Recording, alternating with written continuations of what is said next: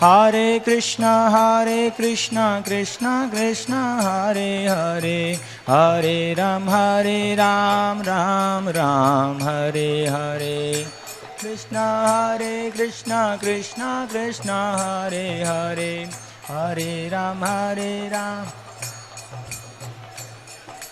Hare Krishna Krishna Krishna Hare Hare, Hare Ram Ram Hare Hare. Krishna Krishna Krishna Hare Hare, Hare Ram.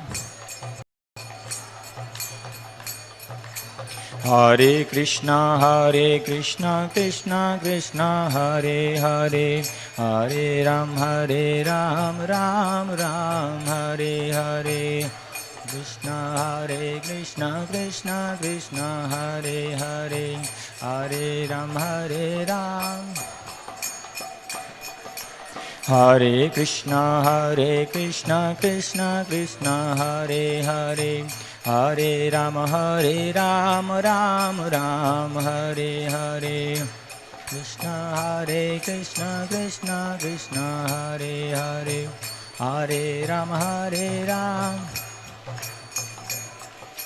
Jaya Radha Partha Sarthi Gaura Nitai, Sitaram Lakshmana Hanuman ki jai.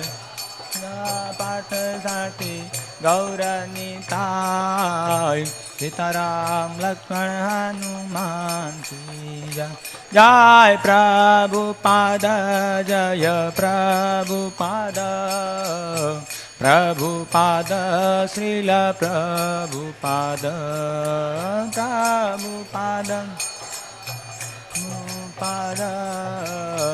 Prabhupada, Srila. Jai Jai Prabhupada, Prabhupada, Prabhupada, Jai Prabhupada.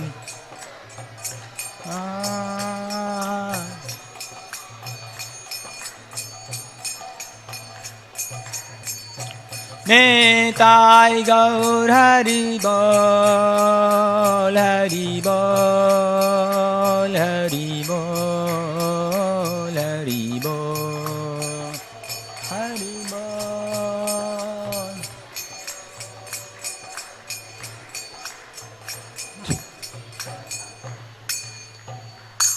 सभी लोग झुक के प्रणाम करेंगे। जय ओम विष्णुपाद परमहंस परिव्राजकाचार्य स्तोत्र सत श्री श्रीमद् भक्ति वेदांत स्वामी श्रील प्रभुपाद की जय। जय ओम नित्य लीला प्रविष्ट श्री श्रीमद् भक्ति सिद्धांत सरस्वती ठाकुर गोस्वामी प्रभुपाद की जय। नामाचार्य श्रील हरिदास ठाकुर की जय।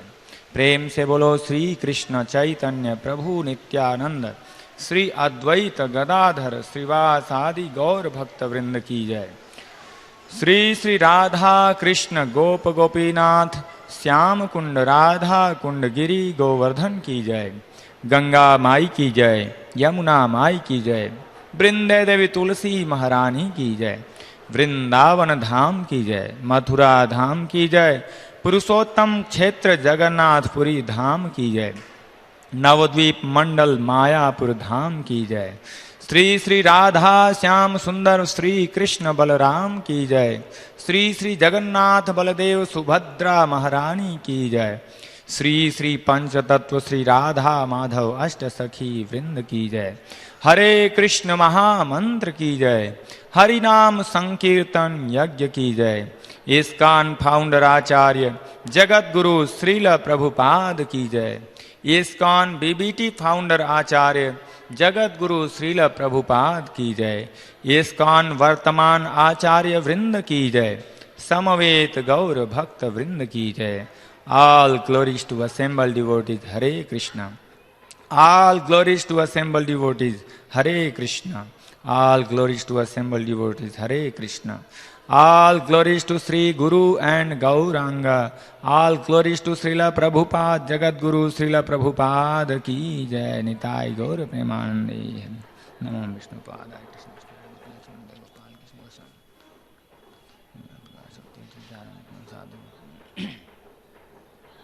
भगवद गीता, श्रीमद् भगवद गीता यथारूप, अध्याय 11, श्लोक संख्या 21, पेज नंबर 372। तो आप में से जो भगवद गीता पढ़ सकते हैं वो पाठ करने के लिए ले सकते हैं। यहाँ पे भगवद गीता है, तो हम लोग इसको श्लोक जब बोलेंगे तो आप पीछे से श्लोक दोहरा सकते हैं अगर आप गीता लेना चाहें तो। ओम नमो भगवते वासुदेवाय।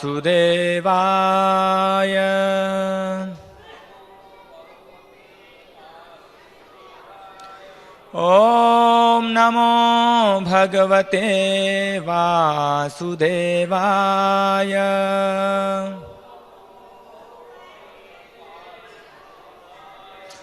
ओम नमो भगवते वासुदेवाय।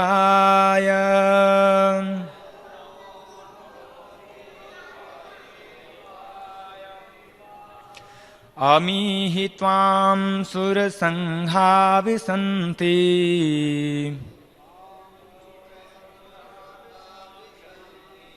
केचिद्भीताः प्राञ्जलयो गृह्णन्ति।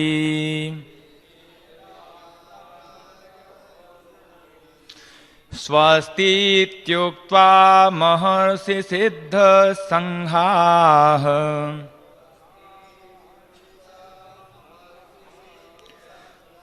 स्तुवन्ति त्वां स्तुतिभिः पुष्कलाभिः।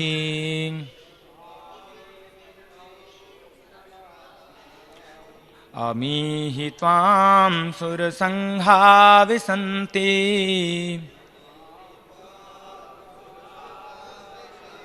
केचिद्भीताः प्राञ्जलयो गृह्णन्ति।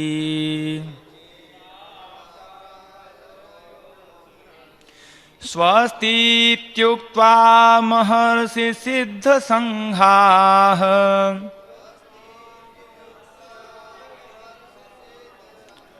स्तुवन्ति त्वां स्तुतिभिः पुष्कलाभिः।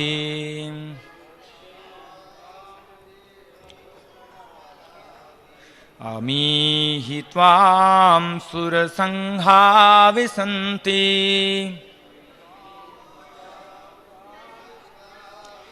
केचिद्भीताः प्राञ्जलयो गृह्णन्ति।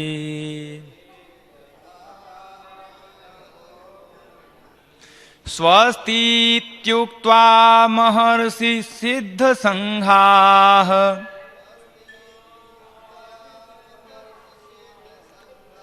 स्तुवन्ति त्वां स्तुतिभिः पुष्कलाभिः।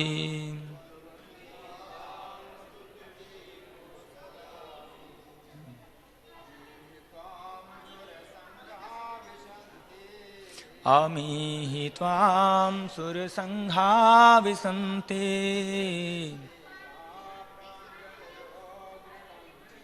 केचिद्भीताः प्राञ्जलयो गृह्णन्ति। स्वस्तीत्युक्त्वा महर्षि सिद्धसंघाः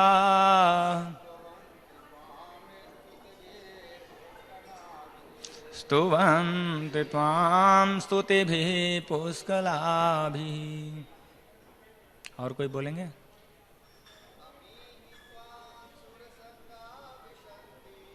अमीहि त्वां सुरसंघा विसन्ति। केचिद्भीताः प्राञ्जलयो गृह्णन्ति। स्वस्तीत्युक्त्वा महर्षि सिद्धसंघाः स्तुवन्ति त्वां स्तुतिभिः पुष्कलाभिः। शब्दार्थ दोहराइएगा। शब्दार्थ हमारे पीछे। अमी वे सब, ही निश्चय ही, त्वाम आपको, सुर संघाः देव समूह, विसंति प्रवेश कर रहे हैं। केचित उनमें से कुछ, भीताः भयवश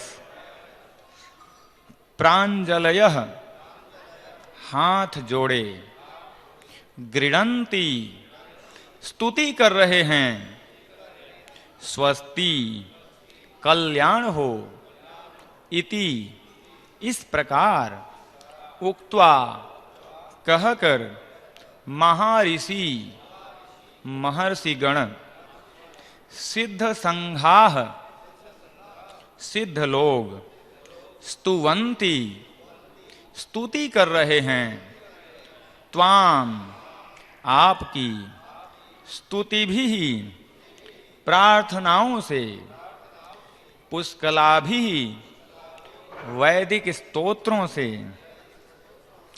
अनुवाद तथा तात्पर्य जगतगुरु श्रील प्रभुपाद जी के द्वारा। जगतगुरु श्रील प्रभुपाद की जय।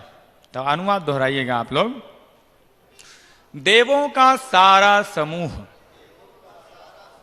आपकी शरण ले रहा है और आप में प्रवेश कर रहा है। उनमें से कुछ अत्यंत भयभीत होकर हाथ जोड़े आपकी प्रार्थना कर रहे हैं। महर्षियों तथा सिद्धों के समूह कल्याण हो कहकर वैदिक स्तोत्रों का पाठ करते हुए आपकी स्तुति कर रहे हैं। तात्पर्य श्रील प्रभुपाद जी के द्वारा। तो तात्पर्य बहुत छोटा है। समस्त लोकों के देवता विश्व रूप की भयानकता तथा प्रदीप्त तेज से इतने भयभीत थे कि वे रक्षा के लिए प्रार्थना करने लगे। तो प्रभुपाद जी ने बस इतना ही तात्पर्य दिया है इसका। तो सबसे पहले हम इस श्लोक पे चर्चा करने से पहले श्री भगवान से, महान भक्तों से और गुरुजनों से कृपा प्राप्त करने के लिए मंगलाचरण करते हैं, क्योंकि हम सबकी योग्यता नहीं है कि इस आध्यात्मिक ज्ञान को समझ सकें, भागवत वाणी को समझ सकें। यथारूप समझने के लिए हमें भगवान की कृपा की आवश्यकता है, उनके महान भक्तों की आवश्यकता है, उनके महान भक्तों की कृपा की आवश्यकता है, और साथ ही साथ गुरुजनों की महती कृपा चाहिए होती है।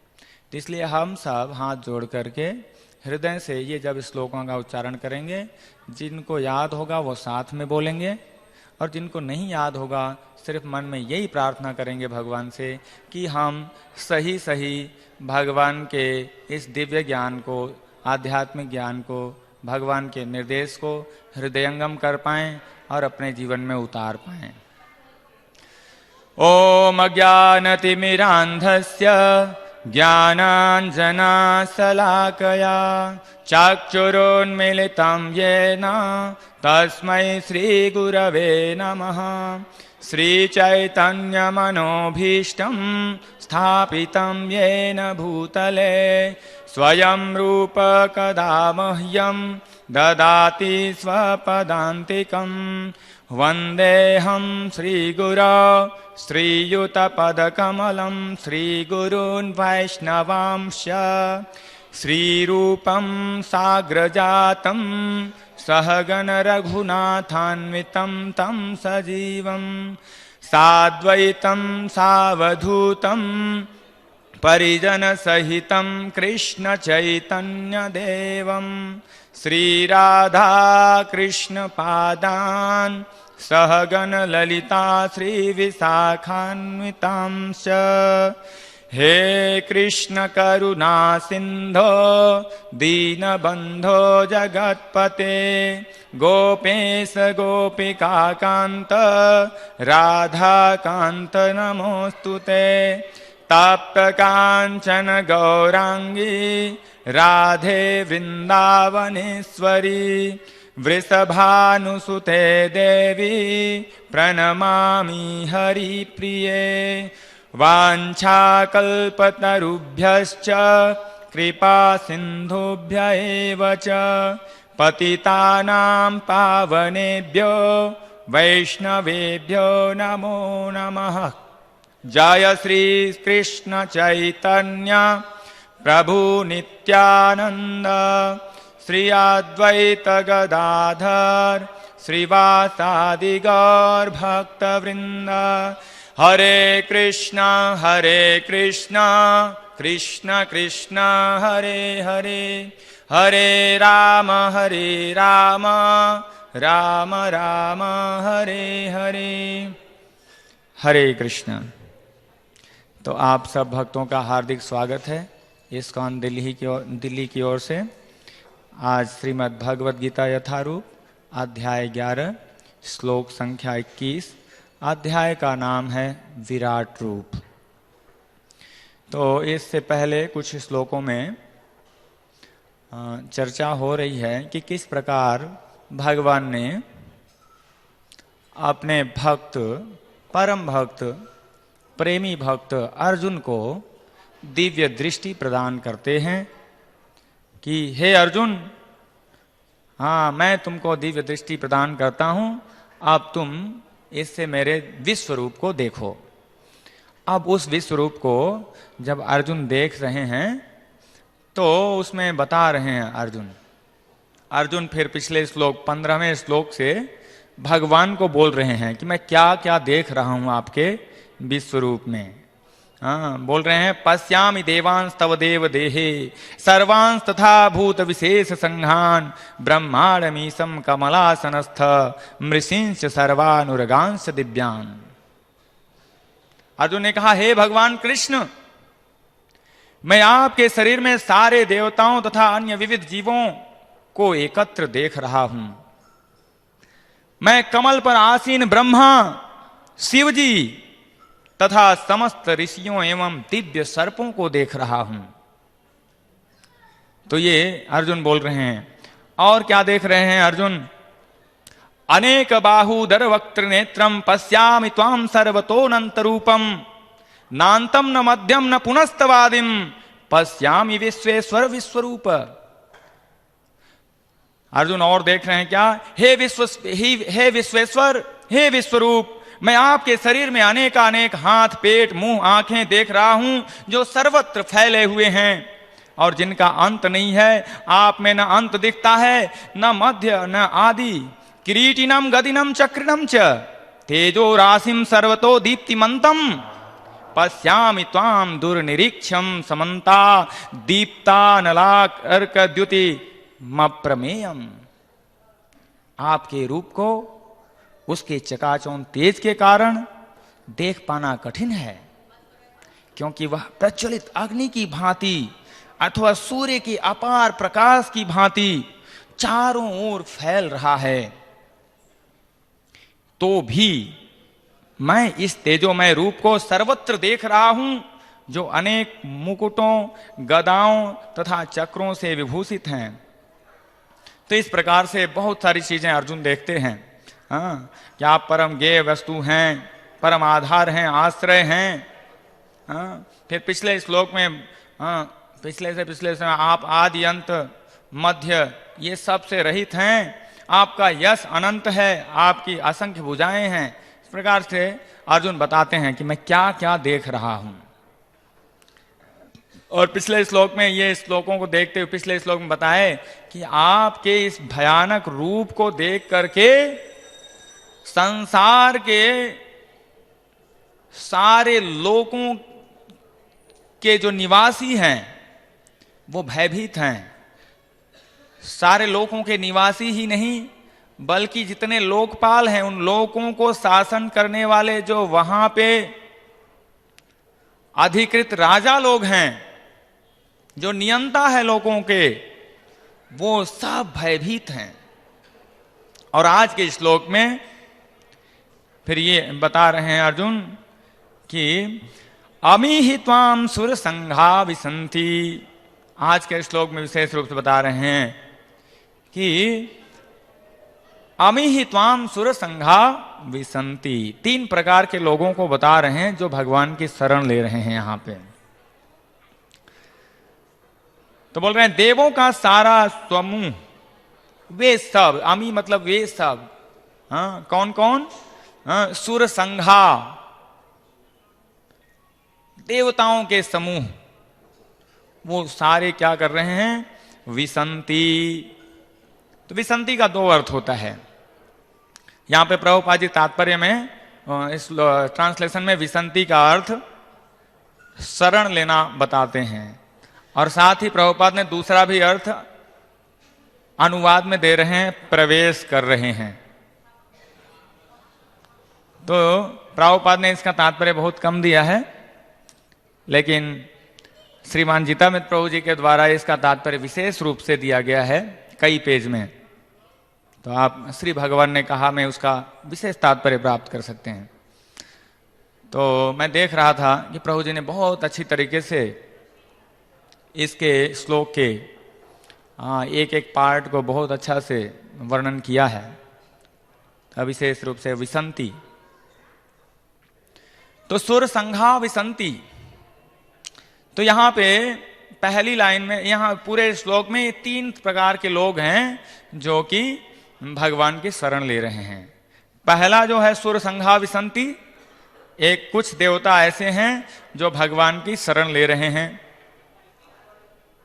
पहले प्रकार के लोग वो हैं जो शरण ले रहे हैं, किस लिए? जब भगवान का विराट रूप देखते हैं, ऐश्वर्यशाली, अनेक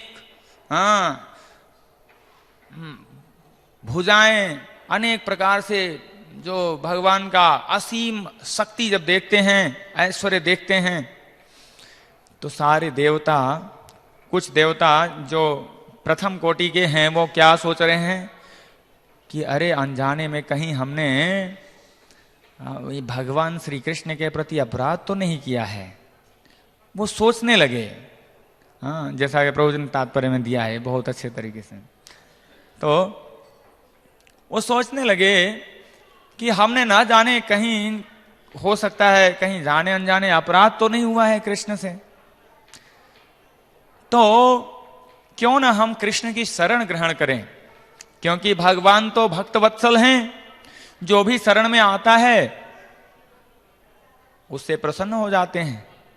जिस प्रकार एक पिता यदि बालक अपराध करने के बाद भी, बदमाशी करने के बाद भी, कुछ गलतियां करने के बाद भी प्रेम पूर्वक पिता की शरण ग्रहण करता है, तो पिता उसके अपराध को क्षमा कर देते हैं, और अपने भक्त वत्सलता के कारण उनकी कोई असंतुष्टि नहीं रह जाती, और पूर्ण रूप से बालक से संतुष्ट हो जाते हैं, उसको थोड़ा बहुत समझा बुझा के।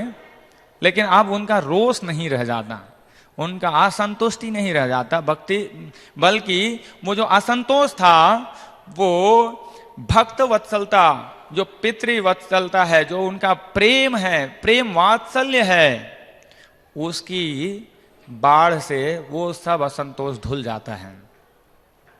तो इस प्रकार से ये प्रथम कोटि के देवतागण हैं जो कि भगवान से प्रार्थना कर रहे हैं और शरण ले रहे हैं कि अनजाने में कोई अपराध बन पड़ा हो तो हे भगवान कृपया मुझे क्षमा कीजिए, मैं आपका हूं, मैं आपकी शरण में हूं। तो इस प्रकार से वो लेते हैं। तो ये है सुर संघा विसंति। अब विसंति की एक जो है अर्थ और बताया कि प्रवेश करते हैं। तो मायावादी लोग कई बार सोचते हैं कि यहां प्रवेश का मतलब ये है कि जैसे समुद्र में समुद्र की एक बूंद मिक्स हो जाए तो वो समुद्र बन जाता है। तो मायावादी लोग इस प्रकार से व्याख्या करते हैं कि जीव भगवान से एकाकार हो जाता है, फिर उसका अस्तित्व खत्म हो जाता है, भगवान बन जाता है। लेकिन ऐसा नहीं है, ये गलत व्याख्या है। यहां पे विसंति का अर्थ है प्रवेश करना। तो प्रवेश इस प्रकार से यहां पे है कि जिस प्रकार से एक बालक अपने पिता की गोद में प्रवेश करता है। अगर कोई गलती किया, भयभीत हुआ किसी कारणवश से, तो वह भाग के कहां प्रवेश करता है? अगर बच्चे से कोई गलती होती है और वो थोड़ा भी डर होता है उसको, तो क्या करता है किसी तरफ नहीं देखता, अगर उसका पिता दिखाई पड़ रहा है तो आप लोगों ने एक्सपीरियंस किया होगा, कभी बच्चे इधर उधर गुम हो जाएं भीड़ में, यहीं टेम्पल हॉल में ही, तो कभी वो अगर उसको अपना पिता दिखाई पड़ता है तो बिल्कुल किसी को नहीं देखा, दौड़ के बिल्कुल उनकी गोद में भाग के जाता है। तो यहां पर विसंति का एक अर्थ ये भी है कि देवतागण बिल्कुल जो है प्रवेश कर रहे हैं किसमें, भगवान की गोद में। तो ये है, ये भी विसंति का अर्थ है कि देवतागण भगवान के शरण ले रहे हैं, भगवान में या प्रवेश कर रहे हैं, भगवान के गोद में या भगवान के समीप जा रहे हैं। तो और दूसरे प्रकार के देवता भी हैं, दो तरह के, सुर संघा विसंति, सारे देवतागण प्रवेश कर रहे हैं भगवान के पास और भगवान की गोद में या भगवान की शरण ले रहे हैं, और उसमें से केचित भीता, सारे भयभीत नहीं हैं। सारे भयभीत क्यों नहीं है? क्योंकि कुछ लोग जो है अनजाने में जो अपराध किए हैं उसके लिए शरण ले रहे हैं, लेकिन केचित भीताः, कुछ लोग वास्तव में भयभीत हैं, कुछ लोग वास्तविकता में भयभीत हैं। क्यों? क्योंकि उन्होंने जानबूझ के अपराध किया है।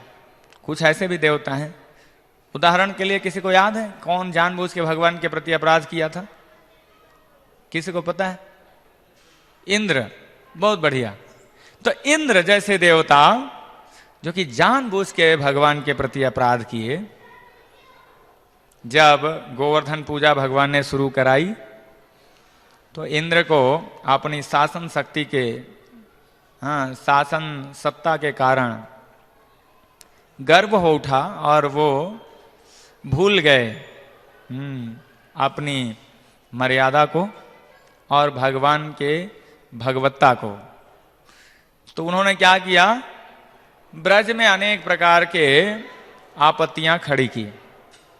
विशेष रूप से उन्होंने भयंकर बारिश और तूफान ले आए। उस समय जब भगवान ने अपना गोवर्धन धारी रूप प्रकट किया, गोवर्धन पर्वत को बड़े आसानी से अपने बाएं हाथ की सबसे छोटी उंगली के पूरे भाग पे नहीं रखा, सिर्फ नाखून के टिप पे थोड़ा सा टच करके 7 दिन 7 रात तक भगवान धारण करके खड़े रहे। यह देख करके इंद्र भयभीत हो गए, पूरी तरह से भयभीत हो गए इंद्र कि ये तो बहुत बड़ा अपराध हो गया। ये तो स्वयं परम पिता परमेश्वर भगवान श्री कृष्ण समस्त ब्रह्मांड के स्वामी स्वयं भगवान हैं, मैंने बहुत बड़ी भूल कर दी। तो इस प्रकार से इंद्र विचलित हो गए और उनका साहस नहीं हुआ भगवान के सामने भी आने का। तो इसलिए जो है उन्होंने भगवान की प्रिय सुरभि गाय का शरण लिया और उनके माध्यम से उन्होंने भगवान को संतुष्ट किया। तो इसी प्रकार से इस प्रकार के जो जानबूझ के अपराध करने वाले देवता हैं वो वास्तव में भयभीत हो गए थे कि अरे ये तो भगवान का विशाल रूप, मैंने तो जानबूझ के अपराध किया, अब मेरा क्या होगा? अगर भगवान की ये कुपित दृष्टि मेरी तरफ पड़ी तो मेरा क्या होगा? तो इस प्रकार से वो भयभीत होते हैं और फिर इसलिए वो कातर होकर के विनम्रता पूर्वक पूर्ण भय के अवस्था में भगवान का शरण लेते हैं, भगवान से प्रांजलयो गृणंती, दोनों हाथ जोड़ करके बिल्कुल विनीत भाव में कातर भाव से गृणंती स्तुति करते हैं, अनेक प्रकार की स्तुतियां गाते हैं। तो 2 प्रकार के लोग हो गए, एक जो अनजाने में अपराध के भय से कर रहे हैं, अपराध हुआ नहीं है उनसे, लेकिन फिर भी सोच रहे हैं कि भाई इतना supreme personality of God head सर्वोच्च भगवान प्रकट हुए हैं, पता नहीं कहीं जाने अनजाने में मेरे से गलती तो नहीं हुई है। वो इस प्रकार का भाव था कि जैसे पुत्र हमेशा पिता की शरण में रहता है तो कुछ न कुछ गलतियां करता रहता है, तो इस प्रकार से अन्य देवताओं की ये भाव था कि हो सकता है मैं भगवान के साथ कई बार गलतियां किया होऊंगा, उसके लिए वो शरण ले रहे हैं, भगवान की शरण है। दूसरे प्रकार के लोग जानते हैं कि हमने बहुत गलतियां की हैं, जानबूझ के अपराध किए हैं, इसलिए ये बहुत भयभीत होकर के स्तुति कर रहे हैं। अब तीसरे कैटेगरी के लोग हैं, तीसरी तरह के लोग। स्वस्ति इत्युक्त्वा महर्षि सिद्ध संघाः। महर्षि सिद्ध संघाः, तो जो महर्षि गण हैं, महर्षि जो बड़े बड़े साधु लोग हैं, जो भगवान के परम भक्त लोग हैं, सिद्ध लोग हैं, ऐसे लोग जो ज्ञानी लोग हैं, जिनके द्वारा अपराध की कोई संभावना नहीं है, जो विषय भोगों में लिप्त नहीं है, वो उनका इंद्रियां ज्ञान से प्रकाशित हैं जिनकी, तो ऐसे लोग जो इंद्रिय भोगों से विरक्त होते हैं और जो ज्ञान से प्रकाशित होती हैं जिनकी इंद्रियां, उनसे साधारणतया अपराध की संभावना नहीं होती है। तो इन लोगों से अपराध का कोई प्रश्न ही नहीं उठता। तो भी ये लोग स्तुति कर रहे हैं। किस लिए स्तुति कर रहे हैं? कल्याण के लिए स्तुति कर रहे हैं। और ये लोग कल्याण हो इस प्रकार से वैदिक स्तोत्रों के चुने हुए श्लोकों से स्तुति कर रहे हैं, अलग अलग स्तोत्रों से स्तुति कर रहे हैं, अपने कल्याण के लिए स्तुति कर रहे हैं और समस्त मानव जाति के कल्याण के लिए स्तुति कर रहे हैं। तो ये लोग इस प्रकार से विशेषतया स्तुति कर रहे हैं कि ये संसार के प्राणी विशेष रूप से मृत्यु को सिर पे देखते हुए भी नहीं देखते हैं। तो साधारणतः हम देखते हैं कि हर व्यक्ति देखता है कि उसके परिवार में किसी न किसी की मृत्यु होती है, या पिता की मृत्यु हुई होती है, या बाबा की मृत्यु हुई होती है, या कभी पुत्र की मृत्यु होती है, किसी की सामयिक मृत्यु होती है, किसी की असामयिक मृत्यु होती है। मृत्यु हर जगह है। तो आज मेरे को एक मैसेज आया था बहुत सुंदर, तो उसमें लिखा था कि मृत्यु हमें खोज रही है, मृत्यु हम सबको खोज रही है, उससे पहले हम हरि को खोज लें। मृत्यु खोज रही है, मृत्यु हमें खोज ले, इससे पहले हम हरि को खोज लें। तो ये बड़ा अच्छा है। तो मृत्यु हर जगह व्याप्त है, कब किसको पकड़ेगी वो खोज रही है, किसका नंबर है, किसका नंबर है। हाँ, तो हमारा नंबर आए इससे पहले हम हरि को खोज लें तो हमारा जीवन सार्थक हो जाएगा। तो इस प्रकार से महर्षि सिद्धगण लोग साधारण जनता को ज्ञान देने के लिए, साधारण जनता के कल्याण के लिए और अपने भी कल्याण के लिए प्रार्थना करते हैं। तो ये मृत्यु सब देखते हैं, ये बहुत आश्चर्य की बात है, लेकिन ये किसी को इससे शिक्षा नहीं ले पाते हैं।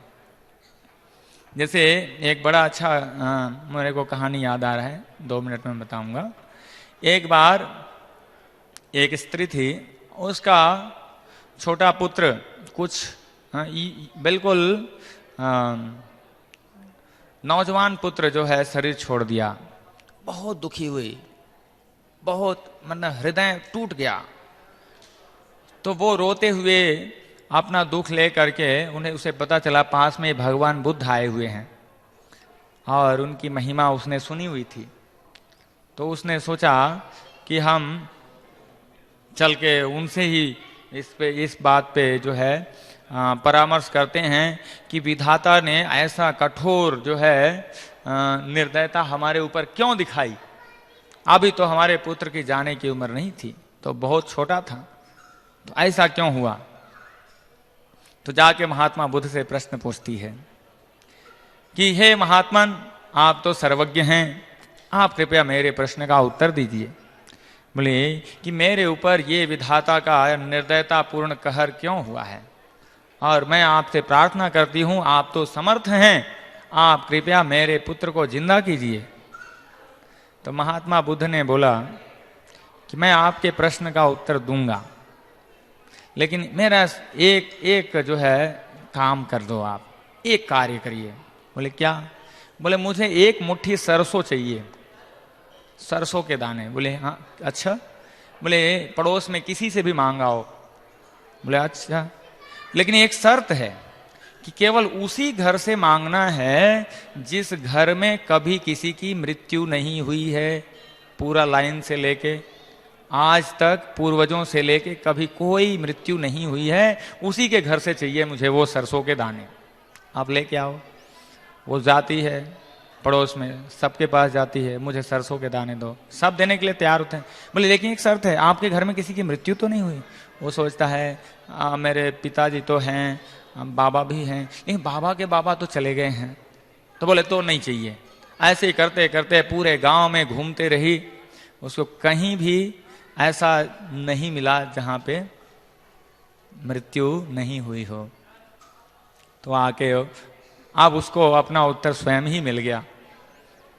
तो इस प्रकार से महात्मा बुद्ध ने उसको रियलाइज कराया कि मृत्यु सबके लिए है। भगवान भी बोलते हैं मृत्यु सर्वहरस्य चाहम। श्रील प्रभुपाद इसी उक्ति पर जाते हैं। जब अमेरिका में गए तो सब वहाँ के पत्रकार लोग जुटे और बोले कि आपका देश गरीब है और इस तरह से है, अमेरिका यहाँ से। हाँ, तो इस प्रकार से चर्चा करने लगे कि आपको कैसा लग रहा है यहाँ पे आके। बोले बाकी जो भी हो आप कंपैरिजन कर रहे हो, लेकिन मुझे तो दोनों ही समान दिख रहे हैं। बोले क्यों?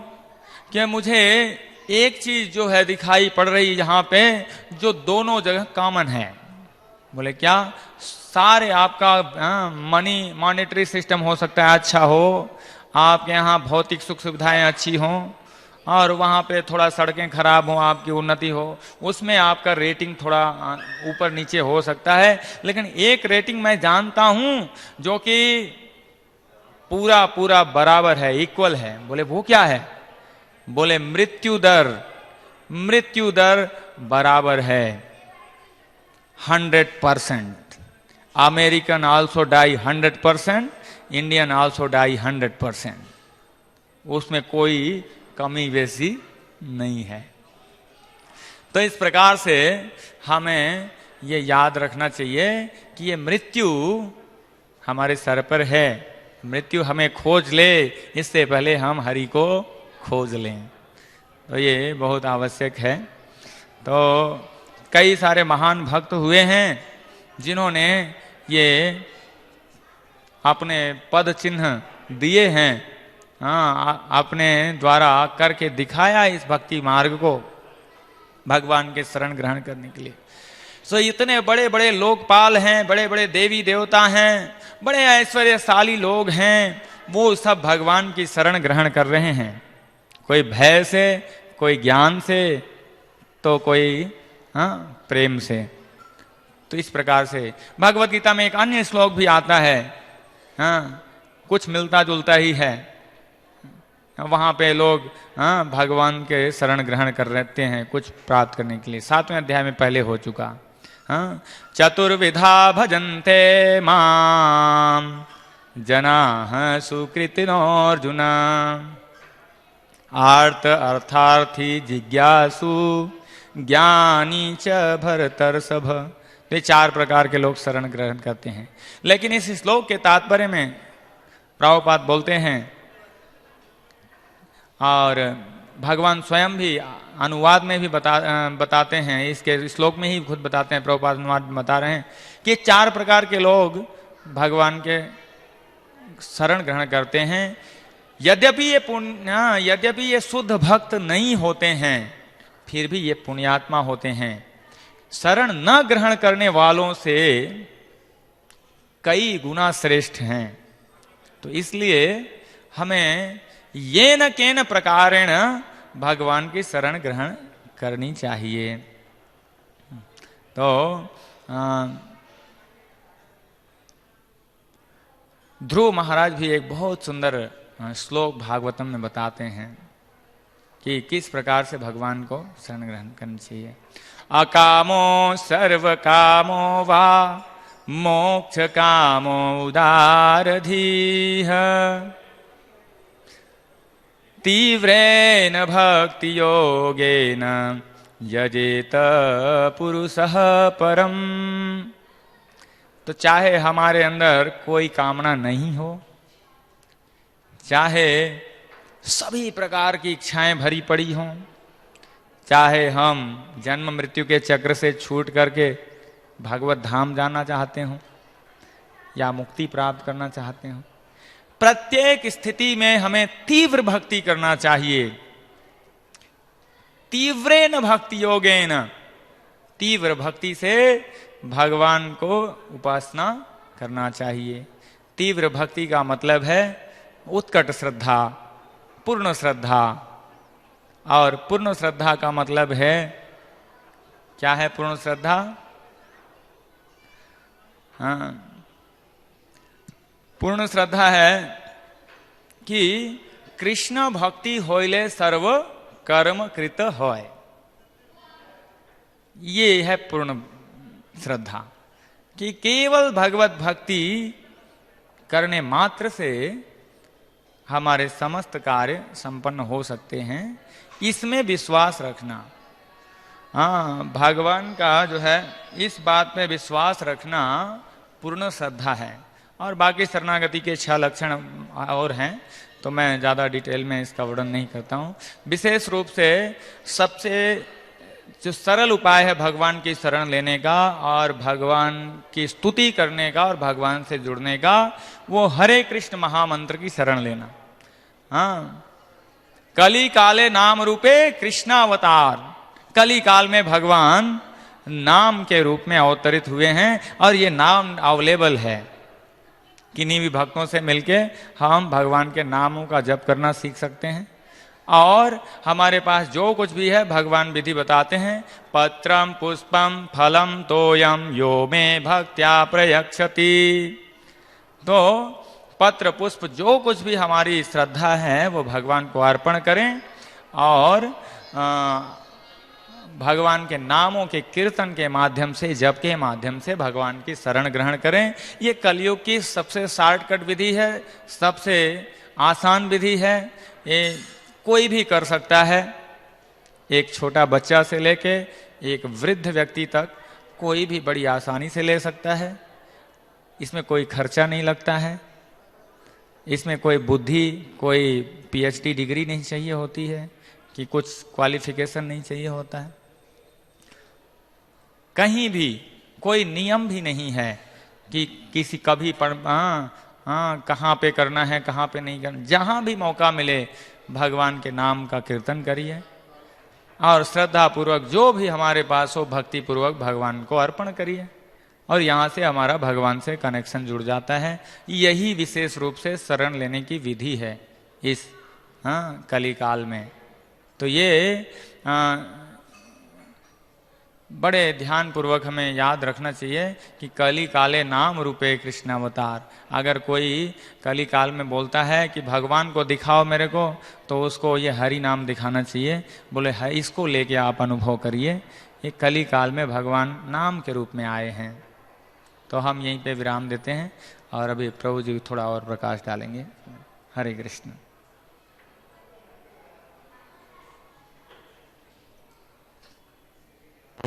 हरे कृष्णा, धन्यवाद।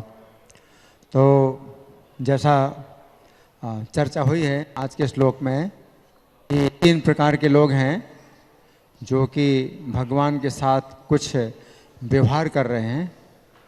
तो एक प्रकार के हैं देवता जो कि भगवान की शरण ले रहे हैं। तो भगवान को कहा जाता है अशरण शरण।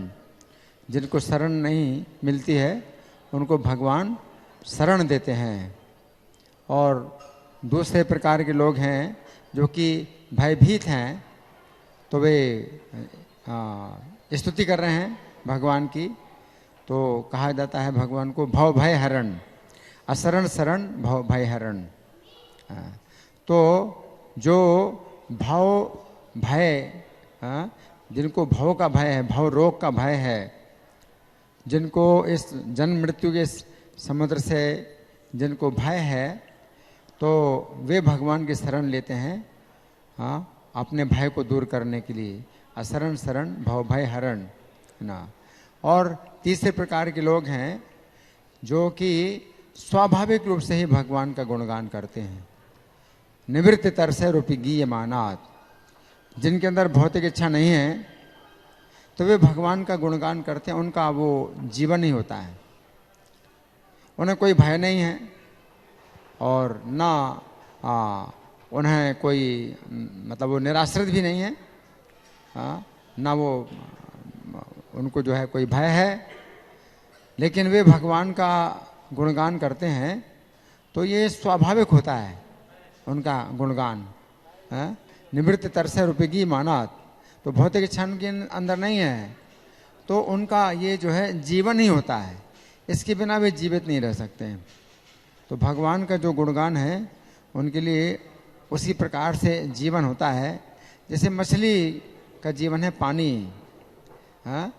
तो मछली जो है पानी में रहती है, पानी को छोड़ नहीं सकती है। उसी प्रकार से जो शुद्ध भक्त होते हैं वो भगवान के गुणगान में जो है हमेशा लगे रहते हैं।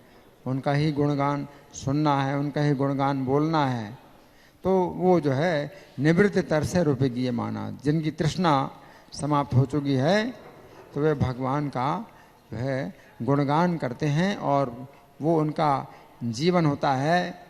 जैसे किसी का भोजन है, तो भोजन के बिना आप रह नहीं सकते, तो उनका जो भोजन है, उनका जीवन है, वो भगवान का गुणगान है। निवृत्त तरसे रूपेगी मानत भवो सथात। और जो लोग भाव रोग से पीड़ित हैं, जन्म मरण के रोग से पीड़ित हैं, उनके लिए भगवान का जो गुणगान है वो औषधि है। उनके लिए दवाई की तरह है कि दवाई अगर कड़वी लगती है तो भी दवाई व्यक्ति लेता है, क्योंकि वो जानता है कि उसकी बीमारी बड़ी खतरनाक है। तो भगवान का जो यश है, कथा है, अगर उनको कड़वी लगती है तो भी वो लेते हैं, दवाई के रूप में लेते हैं। भवो सधात श्रोत्र मनोभिरामात।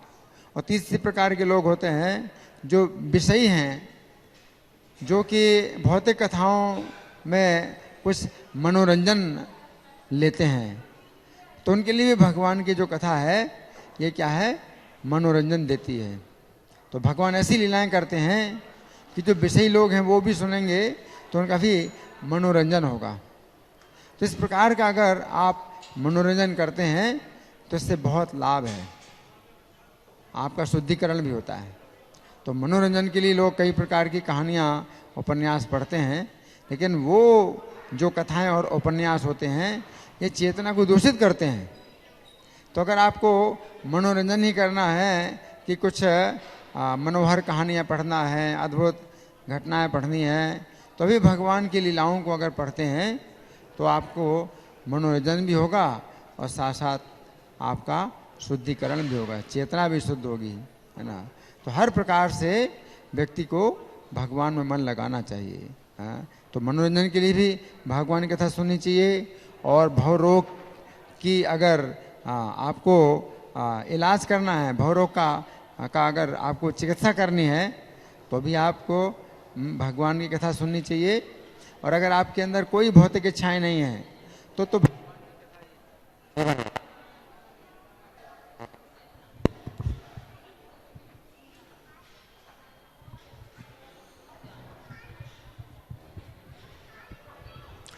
तो यहाँ पर यही बताया गया है कि जो देवता लोग हैं वो भगवान की शरण ले रहे हैं या भगवान की गोद में बैठ रहे हैं। तो जैसे बालक होता है तो जब उसे कोई आश्रय नहीं मिलता है तो अपने पिता की गोद में उसको बड़ी सुरक्षा प्राप्त होती है। तो कुछ देवता हैं जो भगवान की गोद में आ रहे हैं, हालांकि विश्वरूप भगवान का विश्वरूप है, लेकिन उनको जो है भगवान से डर नहीं लग रहा है। जैसे कि अपना ही पिता है, तो चाहे जितना भी खतरनाक हो, शेर का बच्चा है तो शेर की गोद में वो जाता है, वो तो उन्हीं का ही बच्चा है। तो सब लोग शेर से डरते हैं, लेकिन शेर का जो बच्चा है वो शेर की गोद में जाता है, वो तो मेरे पिता हैं। तो जो देवता लोग हैं वो भगवान के विश्वरूप को देख के नहीं डर रहे हैं, उनको बाकी और कई प्रकार के डर हैं, लेकिन भगवान के विश्वरूप से नहीं डर रहे हैं, वो भगवान की गोद में आ जाते हैं। और दूसरे प्रकार के जिन्होंने अपराध किया है तो वो डर रहे हैं, तो वो जो है प्रार्थना कर रहे हैं, स्तुति कर रहे हैं, क्षमा करिए। और तीसरे प्रकार के हैं जो मुक्त हैं, जीवन मुक्त हैं, तो वो जो है भगवान का गुणगान करते हैं, क्योंकि ये उनका जीवन है, यही सुख है। धन्यवाद। ग्रंथराज श्रीमद् भगवद गीता।